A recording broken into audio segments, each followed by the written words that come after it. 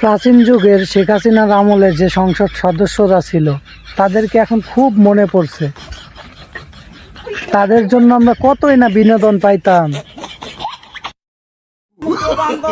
এবং দ্বিতীয় 1320 মেগাওয়াট ক্ষমতার বিদ্যুৎ কেন্দ্র স্থাপনের কাজ শুরু হয়েছে এবং দ্রুত গতিতে এগিয়ে চলছে।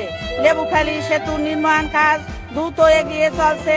শেখ কামাল, শেখ জামাল ও শেখ রাসেল সেতু নির্মাণ করা হয়েছে। তাই পটুয়াখালীবাসীর পক্ষ থেকে মাননীয় প্রধানমন্ত্রী জননেত্রী শেখ হাসিনা এবং মাননীয় সড়ক পরিবহন ও সেতু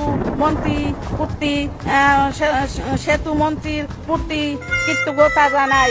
মাননীয় স্পিকার, মাননীয় প্রধানমন্ত্রী জননেত্রী শেখ হাসিনা সরকার দেশ এগিয়ে যাচ্ছে। সারা দেশের ব্যাপক উন্নয়ন হয়েছে, মানুষ ভালো আছে, মানুষের জীবনযাত্রার মান বেড়েছে। কিন্তু জামাত, বিএনপি তথা খালেদা জিয়ার এই উন্নত অগ্রযাত্রা ভালো লাগে না। তাদের ভালো লাগে দেশের মানুষকে হত্যা করে।